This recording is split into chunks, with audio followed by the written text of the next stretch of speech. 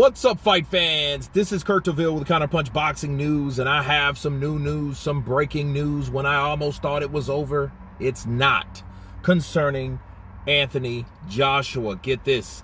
Anthony Joshua, according to the article in BBC, Anthony Joshua said this. He said that I plan to fight in December in the UK at the O2 Arena. I plan to stay busy despite what the Saudi Arabians prefer me to do. I want to stay busy. I'm following the process, okay? And I don't want to stay cold because the Deontay Wilder fight hasn't happened. And I am going to follow the process on up till that time to fight Deontay Wilder. I have decided to change trainers for this fight to see what happens in my process, and I'm going to follow it through.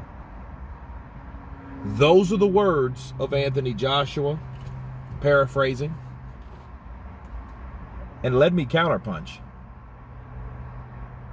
I wonder if this has anything to do with the 4 days in the dark or the 4 days in a secluded place with a light on or whatever. I got a whole nother video for that. But I wonder if that had anything to do with the fact that AJ took this retreat. Or did it have anything to do with the fact that he did train briefly with Ben Davison, the former trainer of Tyson Fury? Okay, so that's something totally different that you ask yourself. And I look at anybody that switches trainers now. You went from Rob McCracken to Robert Garcia to Derrick James, now to whoever, because a lot of people are assuming it's Ben Davison, and well, it might be. A lot of people threw Bomac in. Shout out to G-Man Boxing.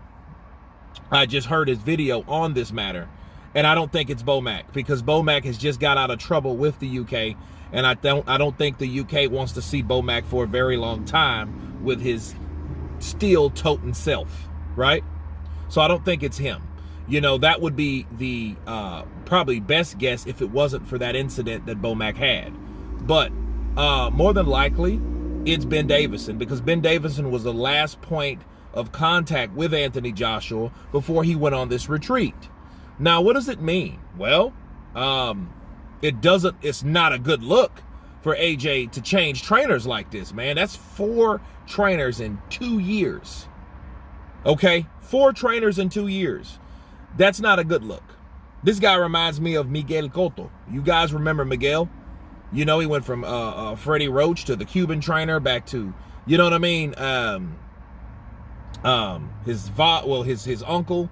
He went from his uncle to Freddie Roach to the Cuban trainer. You know, he went around. But Anthony Joshua, by far, I don't think he did it in that matter of time. Okay, in this short amount of time. So, really, I think AJ is really confusing himself. You know, maybe this is what he has. But I'll tell you this, guys. It's a bad look for Derrick James. It's one of them things you got to laugh to keep from crying in his situation, because the one guy that did not lose besides Frank Martin, the one guy on the elite level that didn't lose, because he's taken 2 L's quick, okay, very quickly. The one guy that wins consistently the last 2 fights is looking for another trainer. And the more I think about it, the more I think about the whole fact of the choice to pick Derrick James. I think he picked Derrick James simply because I think it was a political choice, because Derrick James was the trainer of the year. You know, he had Errol Spence, which was undefeated. You know what I mean? And, you know, he had other guys, you know, like Jermell Charlo, which he just took a L. Errol Spence just took an L. You know what I mean? And I think now he's looking like, hey, you know, I've been training with Ben Davison, and Ben Davison, in fact, was the guy that led Tyson Fury to his first victory in a serious contest against Deontay Wilder back in December of 2018.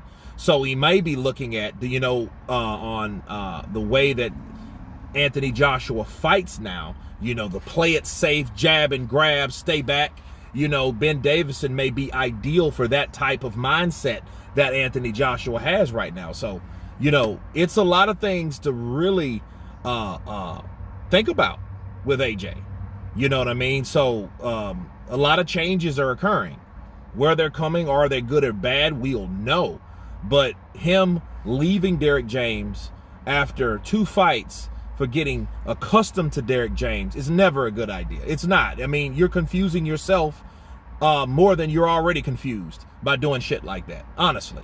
Because now at this point, now you got to learn new doctrine from a totally different trainer when you're just learning the doctrine from this trainer. You know what I mean? And then what does that say? You know, a lot of people thought it was a good fit.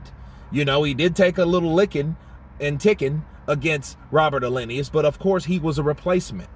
You know what I mean? So I think, honestly, looking back at the fact of him wanting to leave Derrick James, because it was only a rumor a couple weeks ago or last week, now he is planning to leave Derrick James. That just tells me that that was totally a political choice to pick Derrick James because of his accolades and accomplishments. You know what I mean? And not technically or basically his boxing ability to train. But anyway, you guys tell me what you think of Anthony Joshua changing trainers yet again. Of course, please subscribe. And you guys been Counterpunch. Peace.